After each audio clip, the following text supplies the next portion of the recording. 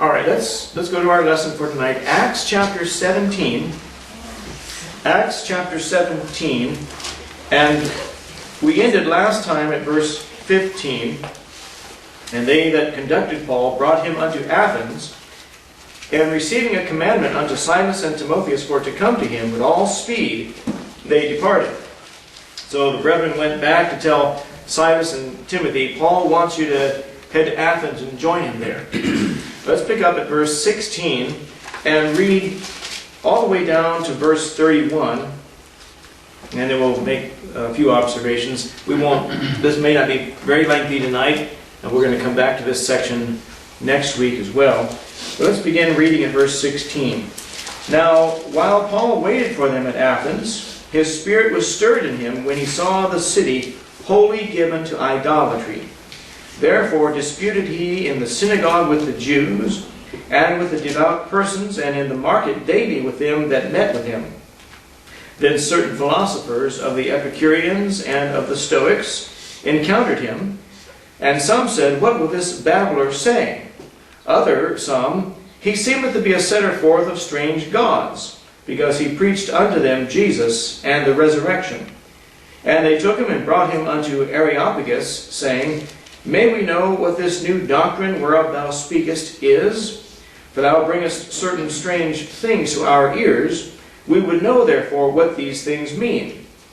And then, for all the Athenians and strangers which were there spent their time in nothing else but either to tell or to hear some new thing. Then Paul stood in the midst of Mars Hill and said, Ye men of Athens, I perceive that in all things ye are too superstitious. For as I passed by and beheld your devotions, I found an altar with this inscription, To the unknown God. Whom therefore ye ignorantly worship, him declare I unto you. God that made the world and all things therein, seeing that he is Lord of heaven and earth, dwelleth not in temples made with hands, neither is worshipped with men's hands, as though he needed anything, seeing he giveth to all life and breath and all things, and hath made of one blood all nations of men for to dwell on all the face of the earth, and hath determined the times before appointed and the bounds of their habitation, that they should seek the Lord, if haply they might feel after him and find him, though he be not far from every one of us. For in him we live and move and have our being, as certain also of your own poets have said, quote, For we are also his offspring, unquote. For as much then as we are the offspring of God, we ought not to think that the Godhead is like unto gold or silver or stone graven by art or man's device. And the times of this ignorance God winked at, but now commandeth all men everywhere to repent, because he hath appointed a day in the which he will judge the world in righteousness by that man whom he hath ordained, whereof he hath given assurance unto all men, in that he hath raised him from the dead. We'll stop there for tonight. This passage is insulting and threatening to every educated American, as it undoubtedly was to the Greeks at the time. And its companion text is over in Colossians 2:8, which says, Beware lest any man spoil you through philosophy and vain deceit, after the traditions of men, after the rudiments of the world, and not after Christ. And we might also consider comments made by Paul in 1 Corinthians chapters 1 and 2. If you want to look over there for just a moment. 1 Corinthians and a couple of verses in chapter 1. Start there at verse 27. That God hath chosen the foolish things of the world to confound the wise. God hath chosen the weak things of the world to confound the things which are mighty. And base things of the world, and things which are despised, hath God chosen, yea, and things which are not, to bring to naught, or nothing, things that are, that no flesh should glory in his presence. Look at chapter 2, and verses 4 and 5. And my speech and my preaching was not with enticing words of man's wisdom, but in demonstration of the Spirit and of power, that your faith should not stand in the wisdom of men, but in the power of God. And look down also at verse 13 there. Which things also we speak not in the words which man's wisdom teacheth, but which the Holy Ghost teacheth, comparing spiritual things with spiritual. I told you about a guy that I worked with, and let's see, I hadn't graduated from Bible school, hadn't been out of school very long. It was probably 94, 95. I was working at a place in Upland. And a fellow asked me, he said, I have to teach a Bible class at my church, and I'm not sure about this particular verse, what it means. And that's what I wanted to talk about. And I said, well, you have to get the context. And we looked at a couple of verses before that, and maybe one or two after that. I said, this is clearly what Paul's talking about. Beyond that, I'm not sure. I don't remember the chapter or what it was pertaining to. And the next day, he came to work, and he said, when I went home after you showed me that chapter, or that text, he said, I thought, man, that guy is rich. How does he know all of these things? And frankly, I heard words like that, or I didn't know how to take it. I thought, well, it's simple reading. It's just simple. Reading is more than sounding out phonics and spelling and vocabulary. It's being able to understand who's saying it, who they're saying it to, what are they saying, what are they speaking about. But and then I told you about the other guy. Even before I had gone to Bible school, that didn't mean anything. I'm just reading my Bible every day.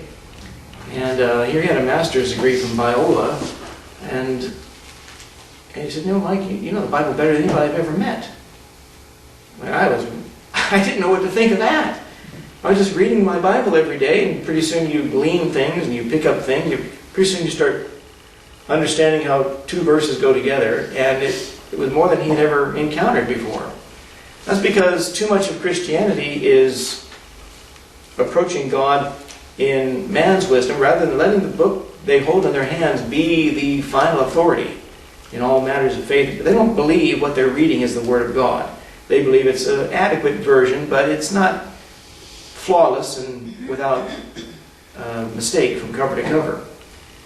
But our text as it stands tonight in Acts 17 clearly shows there are only two basic human philosophies in the world. One that exalts God and one that exalts man. The four main branches of formal philosophy. We spend a year on this down in Bible school. Naturalism, idealism, realism, and pragmatism. They all come from these two basic philosophies.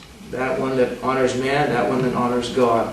And then the whole field it splinters off into other subcategories: the philosophy of education, the philosophy of art, the philosophy of politics or government, and the philosophy of religion. That's sometimes a philosophical category. Philosophy means the love of wisdom. It's two words joined together, philo or phileo. That's one of the Greek words for love. And every modern day preacher wants to strut that around. This is the word for love in this particular passage is phileo, not agapeo or eros. Who cares? Context always settles the argument about what kind of love is being discussed. I've never understood why people think to pull a Greek word out of the hat is going to show off what they know. And all they're doing is they have this book called Vine's Expository Dictionary of New Testament Words. And most of the words and nouns in the New Testament, they list the English word and all the passages in the Bible that word's found at, and the Greek word from which it comes, and they give you the definitions of the Greek word that means it's translated that. And that's all the most preachers are using that book. They don't read Greek or Hebrew, and nor does anybody need to. We live in an English-speaking country, at least it's supposed to be. California is a different story, but there's not a bum in the gutter that cares about what the Hebrew word or the Hebrew idiom or Greek idiom means about. There's no bum at the Union Rescue Mission tonight that cares how much Greek training somebody has. The book that haunts him is the one that Gideon's left there that he's reading in the hotel room somewhere. That's the Bible that he loses sleep over. But philosophy means the love of wisdom. And also this text, we just read this passage, shows that the educated Greek philosophers were superstitious. Verse 22 said that, I perceive that in all things ye are too superstitious. They are also agnostic when it comes to theology. Theology means the study or the knowledge of God. The knowledge of God. Or the study of God. Verse 23, for as I passed by and beheld your devotions, I found an altar with this inscription, to the unknown God. Whom therefore ye ignorantly worship, him declare I unto you. They didn't know God. They didn't really know God. Agnostic, he says, I don't know for sure if God's there or not there, so I don't have any absolute knowledge one way or the other. That's a pretty sad way to go through life, saying I don't know for sure. I don't have any absolute convictions one way or the other. And not only that, but they're also ignorant in regards to real worship. Verse 23, whom therefore ye ignorantly worship, him declare I unto you. Do you know, and Paul later on he says, down there about verse 25, neither is worship with men's hands as though he needed anything, seeing he giveth to all life, breath, and all things. You can go to any Roman Catholic church and you'll find people leaving bouquets of flowers at the foot of the statues of Mary or the statue of Jesus. You go to any Buddhist worship shrine or temple and you'll see bowls of fruit, bowls of rice. Sometimes I've seen the big old Buddhist temple in Hacienda Heights that we visited. I took the girls there. We visited and sort of do some sightseeing. You can actually visit China right within Southern California. That's how amazing the place is. I've seen whole bags of uncooked rice left at the altar at the feet of the Buddha. Bowls of fruit and bananas and apples and grapes. Actually pretty good. And candles and various other things, as though the image or the person, the deity that statue represents is going to need to eat in the middle of the night. God doesn't need those things, nor do any saints or Christians gone before need any of those things. Not only are they ignorant in regards to real worship, but they're basically feminine in their approach to life. Ladies, don't get mad at me, but look at verse 21 again. For all the Athenians and strangers which were there spent their time in nothing else but either to tell or to hear some new thing. Even when they profess to be looking for the absolute truth of things. There's a researcher up at the University of California in San Francisco, a woman, back in 2006. Her name was Luann Brizadine, and she wrote a book called The Female Brain. And they've actually did studies, and clinical studies. A man speaks on average of 7,000 words a day. Women speak on the average 22,000 words a day.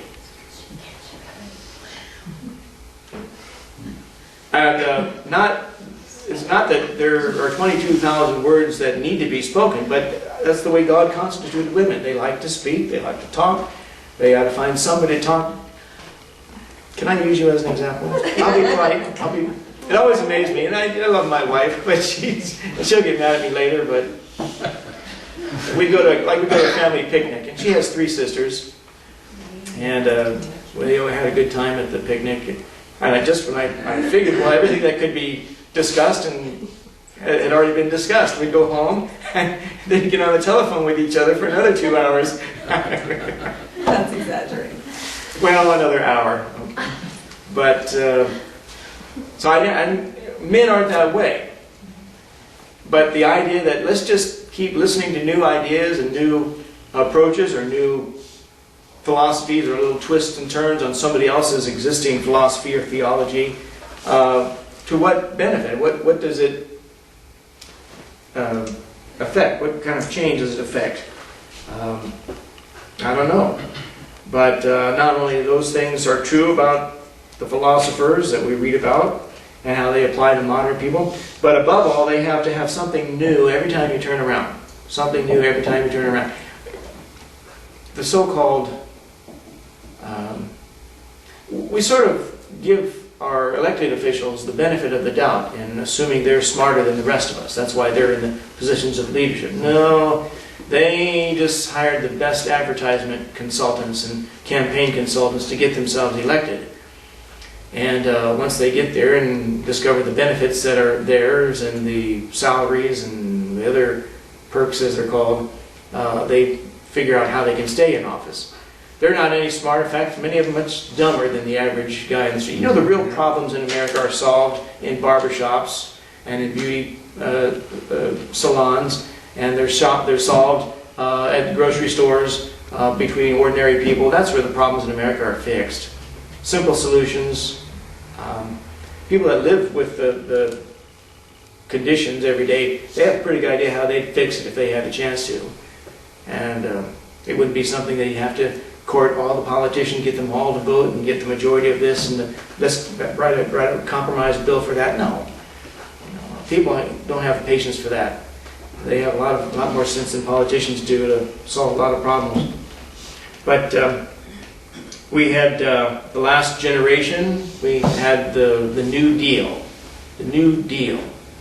While it had been tried, let's throw more money at the problem, and hopefully that'll get us out of the depression. It didn't. It just dragged it on longer than it had to go, according to experts. The New Age movement. The new morality. That's simply the old immorality. The new morality. The new orthodoxy, sometimes they call it neo-orthodoxy, where the divinity and the miracles and the divinity of Jesus is out, but those pleasant things, those common good type things that everybody agrees upon, that's in. That's new orthodoxy. The new English Bible. I have an English Bible, and it's not out of date yet, but they keep trying to replace it with something new. The new English Bible. The New World Translation. The New American Standard Version. The New International Version. The New Schofield Bible. The New RSV. The New King James Version. The New Living Translation. It's amazing how often everything's called new. And yet they keep printing the same mistakes. They keep denying the Trinity, 1 John 5:7. They keep denying faith before someone gets baptized, Acts 8:37. They keep denying the virgin birth of Jesus Christ, Luke 2:33. They keep making the same mistakes. You know, all the new Bibles say that Elhanan slew Goliath, not David, in the book of 2 Chronicles, because they eliminate 3 key words that the King James translators put into the verse to smooth it out. And by taking those words out, all the new Bibles read that someone else named Elhanan slew Goliath, the Gittite, not King David. And I can show you that later afterwards if you want. But the Athenians, just like the educated class today, were idolaters. Verse 16 said, Paul was stirred in him when he saw the city wholly given to idolatry. They were superstitious, according to verse 22. They were fickle, verse 21 would indicate, always having to hear something new. They were naive, verse 23, whom ye ignorantly worship, he said. You know, November 1st is considered All Saints' Day in Roman Catholic mythology, when they may have missed a saint along the way during the course of the year. And so on November 1st, they set aside that day to honor all of their church's saints.